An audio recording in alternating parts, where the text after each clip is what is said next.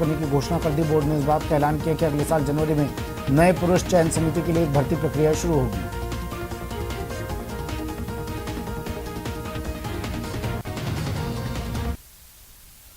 और बड़ी खबर की बात कर लेते हैं। सबसे पहले प्रदेश में मुर्दों को टीके लगने अब भी जारी हैं। पहले डूंगरपुर और अब कोटा में भी स्वास्थ्य विभाग मुर्दों को कोरोना वैक्सीन देने में जुटा हुआ है। हैरान होने की कोई बात नहीं है, ये दावा स्वास्थ्य विभाग ही कर रहा है। नहीं तो ये कैसे होता कि जिसकी मौत 7 महीने पहले ही हो गई, उसके वैक्सीनेशन का न सिर्फ मैसेज घर वालों के पास आया बल्कि सर्टिफिकेट भी जनरेट हो गया है। जानकारी के मुताबिक पुलिस इंस्पेक्टर पवन मीणा की मां की मौत करीब 7 महीने पहले हुई थी, लेकिन शनिवार को पवन मीणा के मोबाइल पर उनकी मां के वैक्सीन की सेकंड डोज लगने का मैसेज आया। पुलिस इंस्पेक्टर ने उस मैसेज में दिए गए लिंक पर क्लिक किया तो सर्टिफिकेट भी जनरेट हो गया। अब 7 महीने पहले का शोक संदेश और शनिवार को जारी हुआ वैक्सीनेशन सर्टिफिकेट सोशल मीडिया पर वायरल हो रहे हैं और स्वास्थ्य विभाग की करतूतों की कहानी बयां कर रहे हैं।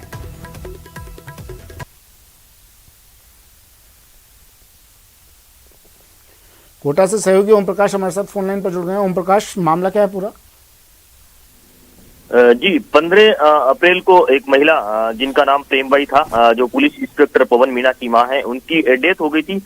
लेकिन कल शनिवार को उनके पवन मीणा के मोबाइल पे एक मैसेज आया कि आपकी मां का जो सेकंड डोज है वो लग चुकी है और इसके लिए आपको बधाई हो। ये देखकर जो पुलिस इंस्पेक्टर है वो भी आश्चर्यचकित रह गया कि जिनकी डेथ करीब 7 माह पूर्व हो चुकी है, उनका सेकंड डोज कैसे लग सकता है। तो कुल मिला के ये कहा जा सकता है कि चिकित्सा विभाग की कितनी बड़ी लापरवाही है, जो ये आंकड़ा पूरा करने में जुटे हुए हैं।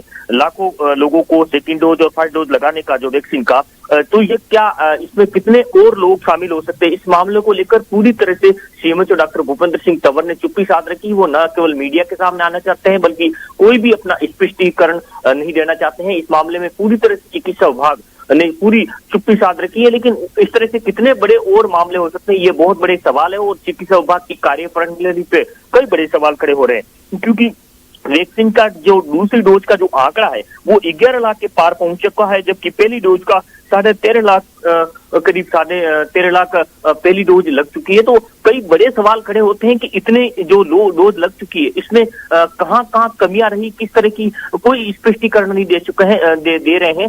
पूरी तरह से चिकित्सा विभाग इस मामले में चुप्पी साध रखी है। जी, बात की आपने जिम्मेदारों से, सीएमएचओ साहब से, क्या कह रहे हैं, क्या सफाई पेश कर रहे हैं? जी, सीएमएचओ डॉक्टर भूपेंद्र सिंह तंवर इस मामले में कुछ भी स्पष्टीकरण देना नहीं चाहते हैं। शायद वो पूरी तरह से मान चुके हैं कि शायद उनकी चिकित्सा विभाग की ये बड़ी लापरवाही रही है, लेकिन मीडिया के सामने ये बिल्कुल नहीं आना चाहते हैं। इस मामले को लेकर हमने उनसे बातचीत भी करना चाहा, लेकिन उनकी तरफ से कोई स्पष्ट जवाब सामने नहीं आया। कुल मिला के ये माना जा सकता है कि जो दावा किया जा रहा है कि करीब 98% लोगों को हमने जो वैक्सीन का डोज लगाकर हम प्रदेश में करीब 10वें नंबर पर आ रहे हैं। कोटा में ये जो घर घर दस्तक अभियान चलाया जा रहा है, उस आधार पर हम जो टीकाकरण अभियान को बहुत आगे बढ़ा रहे हैं। लेकिन कहीं न कहीं ये जो खामियां है, करीब 7 माह पहले जिनकी मौत होगी उनको डोज लगाने का दावा, जो ये सर्टिफिकेट जारी हुआ, मैसेज आया, तो इस मामले में पूरी तरह से चुप्पी साधी रही। तो कुल मिला के कहा जा सकता है कि चिकित्सा विभाग की कार्यप्रणाली पूरी तरह से सवालों के घेरे में है और निश्चित रूप से कुछ और भी मामले ऐसे निकल के सामने आ सकते हैं जिनकी डोज नहीं लगी, उनके भी मैसेज जनरेट हो रहे होंगे। ठीक है, शुक्रिया ओम प्रकाश तमाम जानकारी के लिए। तो सवाल ये कि क्या इस तरह से राजस्थान वैक्सीनेशन में बनेगा नंबर 1?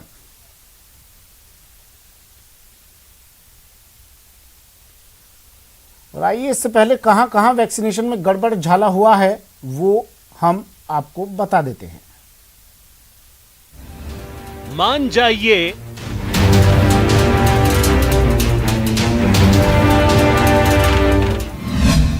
वैक्सीनेशन करवाइए,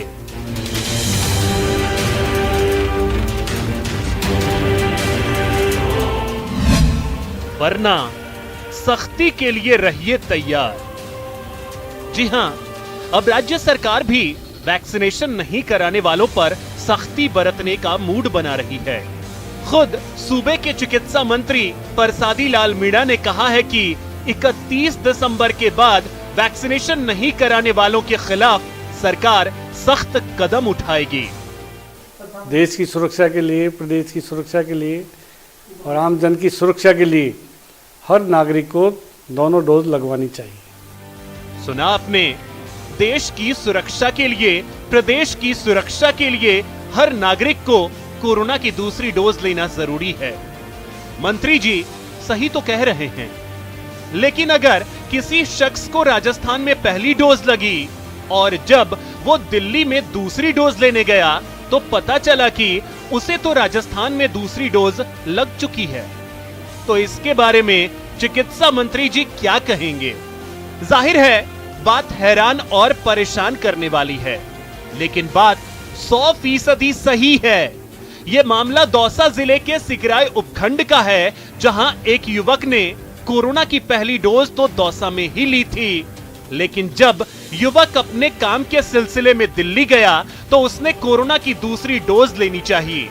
वहां उसे वैक्सीनेशन सेंटर वाले ने बताया कि उसे तो पहले ही दूसरी डोज लग चुकी है।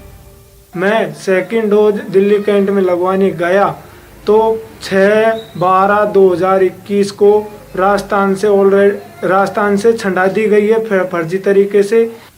टीकाकरण में हुई ये लापरवाही जंगल में आग की तरह फैली, जिसके बाद सरकारी अमला एक्शन मोड में आ गया और मुख्य चिकित्सा एवं स्वास्थ्य अधिकारी सुभाष बिलोनिया ने इसे ऑनलाइन तकनीकी खामी का नाम दे दिया और यहां तक कहा कि इस मामले में किसी भी कार्मिक की गलती सामने आई तो उस पर कार्रवाई की जाएगी।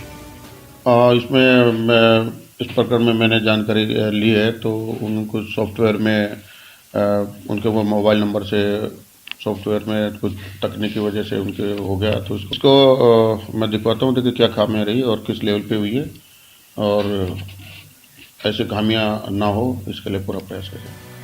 सीएमएचओ महोदय की कार्रवाई वाली बात सराहनीय योग्य है, लेकिन साहब आपको ये तो पता ही होगा कि घर घर टीकाकरण का अभियान चल रहा है। प्रदेश के कई लोग बाहर भी रोजी रोटी कमाने जाते हैं। ऐसे में इस तरह की लापरवाही कितनी जायज है? क्या 100% वैक्सीनेशन का लक्ष्य पाने के लिए ऐसा फर्जीवाड़ा हो रहा है? वैक्सीनेशन में लापरवाही का यह कोई पहला मामला नहीं है। इससे पहले डूंगरपुर जिले में भी कोरोना टीकाकरण को लेकर बड़ी गलती सामने आई थी, जहां एक युवक की मौत के 8 महीने बाद उसके मोबाइल पर कोरोना वैक्सीन की सेकेंड डोज लगने का मैसेज आया। जाहिर है मामला गंभीर है और स्वास्थ्य विभाग को इस पर गहनता से विचार करने की जरूरत है। Bureau report, news 18 Rajasthan.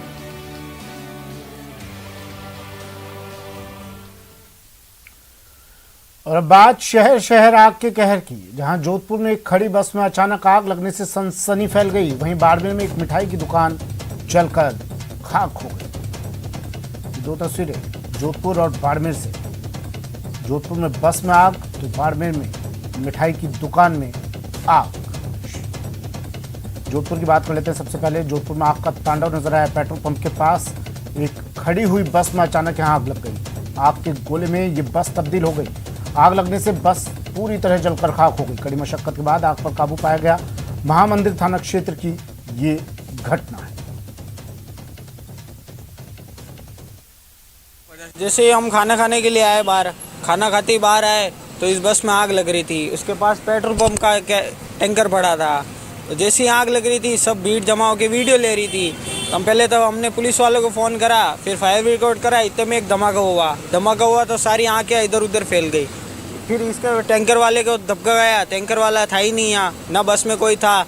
फिर फायर ब्रिगेड मौत आई, फिर फायर ब्रिगेड ने जो करा वो करा। हमें जरिए कंट्रोल रूम सूचना मिली कि बदवाशिया पेट्रोल पंप के पास एक बस में आग लगी है, जिस पे हम मौके पे पहुंचे। जब यहाँ आए, जब बस में आग लगी हुई थी, और फिर थोड़ी देर बाद में फायर ब्रिगेड की गाड़ी आ गई। और वर्तमान में ये बस किसकी थी और क्या हुआ था? बस के बारे में अभी जानकारी प्राप्त नहीं हुई। जानकारी प्राप्त करके फिर आगे जांच करेंगे। बाड़मेर जिले के बालोतरा थाना क्षेत्र में देर रात मिठाई की दुकान में भीषण आग लग गई। आग लगने से मिष्ठान भंडार और एक मेडिकल की दुकान जलकर राख हो गई। बताया जा रहा है कि मिठाई की दुकान में गैस सिलेंडर रखा हुआ था, जो भीषण आग की वजह बन गया।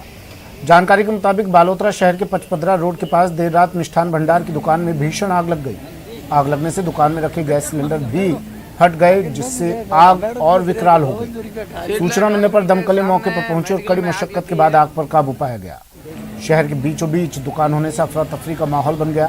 आग की चपेट में आने से एक मेडिकल की दुकान भी जलकर राख हो गई। सेटेलाइट हॉस्पिटल के सामने मेडिकल में आग लग गई है।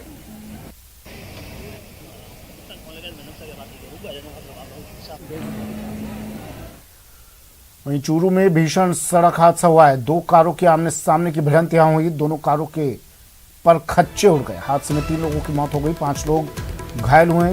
घायलों को अस्पताल में भर्ती करवा दिया गया है, जहां उनका इलाज जारी है। बड़ी खबर चूरू से।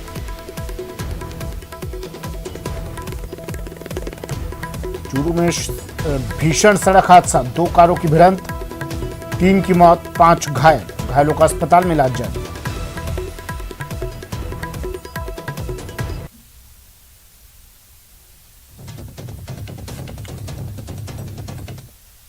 वहीं दौसा के बांदीकुई थाने से हवालात तोड़कर चोरी का एक आरोपी फरार हो गया। घटना के बाद पुलिस की अनेक टीम आरोपी अजीत मीणा की तलाश के लिए रवाना की गई। बताया जा रहा है कि फरार अजीत मीणा मोटरसाइकिल चोरी का आरोपी था और उसके कब्जे से 9 मोटरसाइकिल बरामद हुई थी। आरोपी पहले से ही कोलाना जेल में बंद था। 2 दिन पहले ही बांदीकुई पुलिस प्रोडक्शन वारंट पर आरोपी को लेकर आई थी।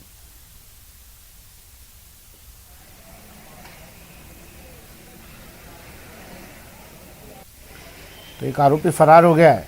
दौसा के बांदीकुई थाने से हवालात तोड़ी और आरोपी फरार। अब टीमें गठित कर दी हैं और आरोपी अजीत मीणा की तलाश की जा रही है। मोटरसाइकिल चोरी का आरोप था इसके बाद, और इसके ऊपर मोटरसाइकिल चोरी का आरोप था और 9 मोटरसाइकिल इसके पास से बरामद भी की गई थी।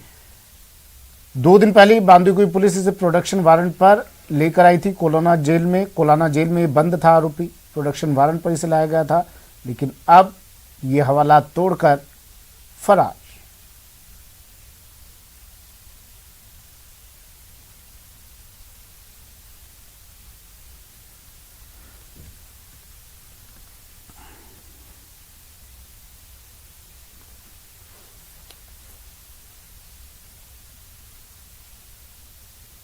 चलिए, वक्त एक ब्रेक का है, जल्द हाजिर होंगे।